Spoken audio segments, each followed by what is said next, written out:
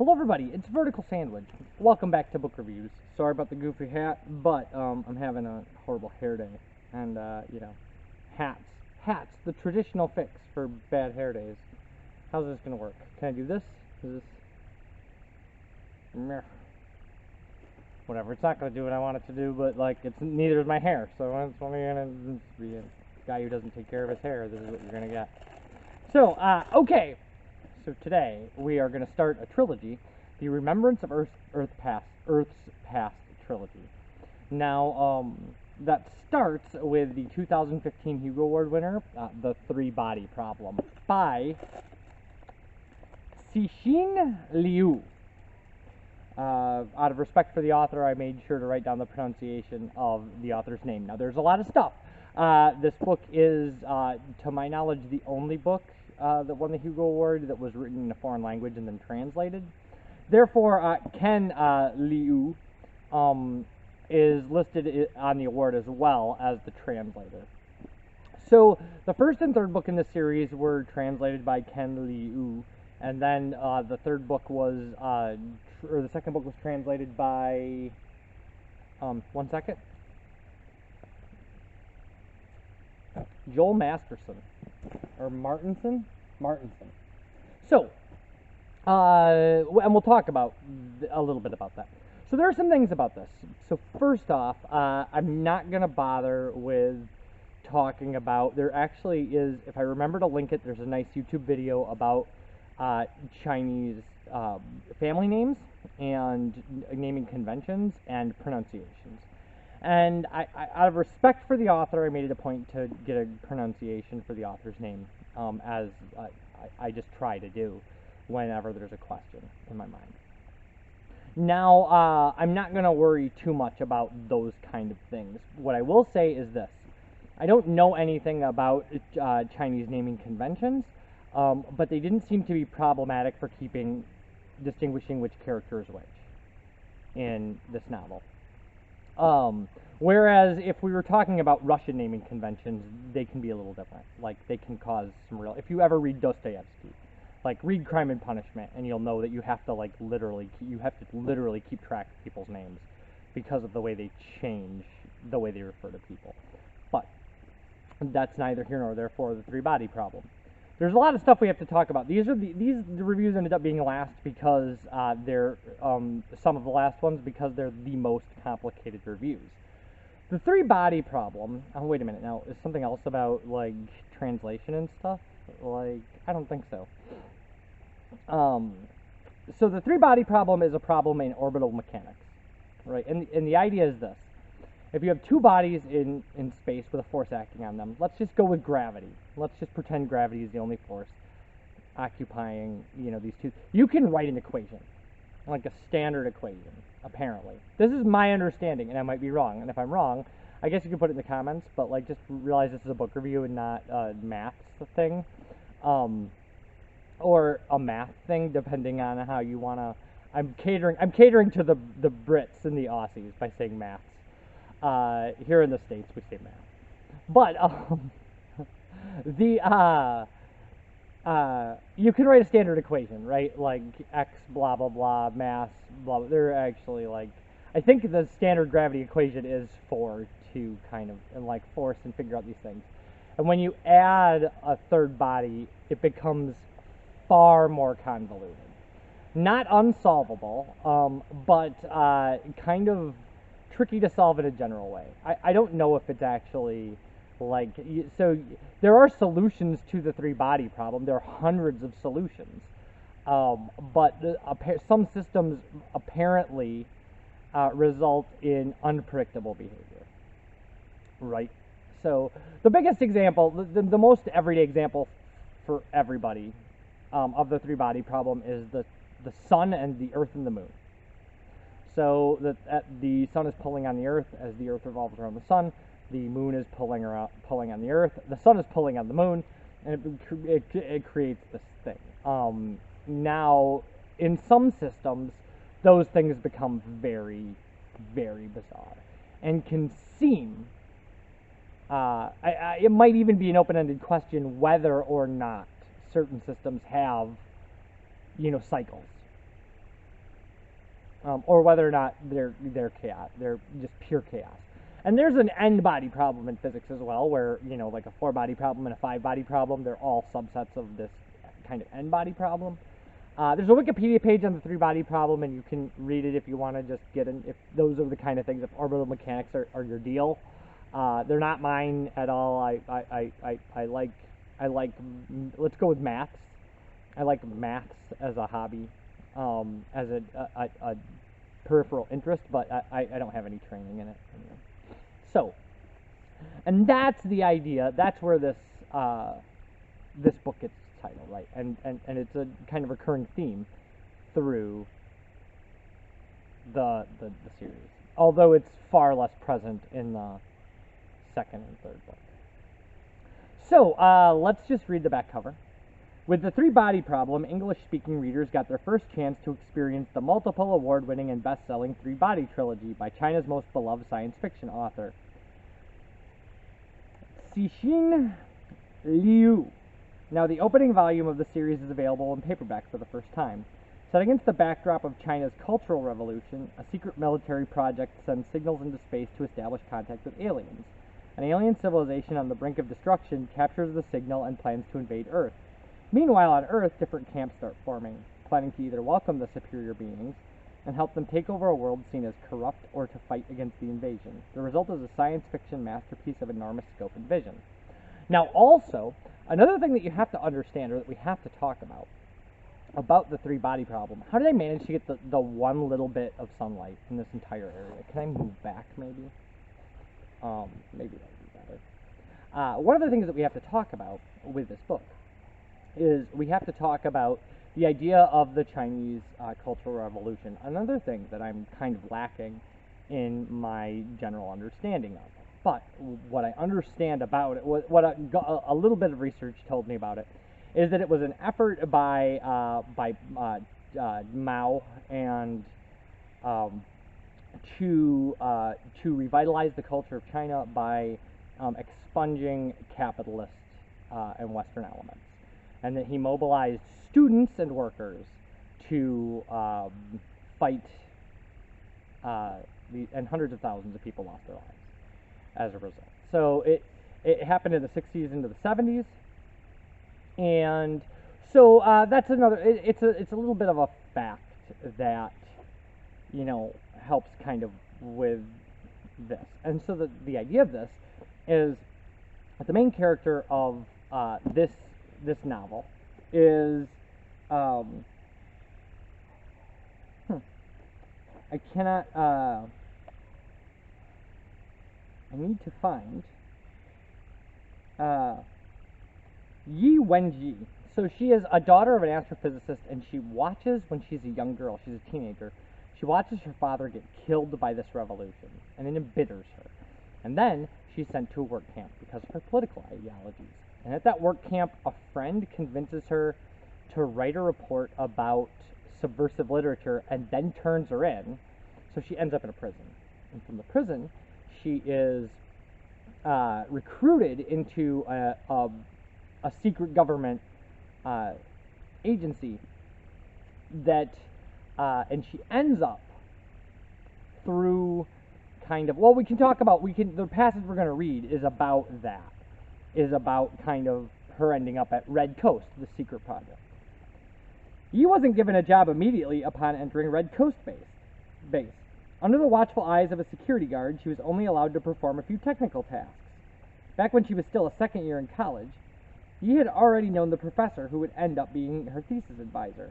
He had told Yi that to do astrophysics research, it was useless to excel at theory without knowledge of experimental methods and observational skills. At least that was true in China. This was very different from her father's view, but Yi tended to agree with her professor. She'd always felt that her father was too theoretical. Her advisor was one of the pioneers of Chinese radio astronomy. Under his influence, Yi developed a great interest in radio astronomy as well. Thus, she taught herself electrical engineering and computer science, the foundation for experiments and observations in the field. During the 2 years when she was a graduate student, the two of them had tested China's first small-scale radio telescope and had accumulated a great deal of experience in the area. She hadn't expected that the knowledge would one day be useful at Red Coast Base. Eventually, he was assigned to the transmission department to maintain and repair equipment. She She quickly became an indispensable part of their operations. Initially, this confused her a bit. She was the only person at the base who wasn't in a military uniform, and given her political status, everyone kept their distance. She had no way to ward off the loneliness other than devoting herself to work. However, this wasn't enough to explain why they relied on her so much. This was, after all, a key defense project. How could the technical staff here be so mediocre that she, who had not majored in engineering who had no real working experience, easily took over their jobs? She learned the reason soon enough. Contrary to appearance, the base staff was composed of the best technical officers from the 2nd Artillery Corps. She could study all her life and have no hope of catching up to those excellent electrical and computer engineers, but the base was remote, the conditions were poor, and the main research work on the Red Coast project was already completed. All that was left was maintenance and operations, so there was little opportunity for achieving any interesting technical results. Most people did not want to be indispensable because they understood that in highly classified projects like this, once someone was put into a core technical position, it would be very difficult for him to be transferred out. Thus, all of them tried to deliberately hide their technical competence as they went about their jobs. So she finds a place in this, and she ends up finding a way to broadcast messages using the sun as an amplifier to distant planets. And she sends a message. And then years later, she gets a message back, and the message essentially says, "We are an alien civilization. Please don't broadcast again. My civilization is in danger, and they will come for you. So I'm warning you, don't send another message." And he has been so disillusioned by life and so beaten up by it that she sends back a message that essentially just says, yeah, bring it. Like, come on down. And so then the world finds out eventually that there's an alien fleet on its way, and it'll be here in 400 years, and they're coming to either conquer or enslave us. And that is the bare bones of this novel. So here's some things about this. Like, the three body problem is hard science fiction. Like, it is written to read like it historically happened. It is written to read like it's believable. So there's no laser guns and teleportation. Space travel is a labored, like, hard thing. These things are very believable. Like, the author, I'm going to say the author because I didn't do enough research on naming conventions, and I don't want to refer to the author in a way that would somehow be disrespectful.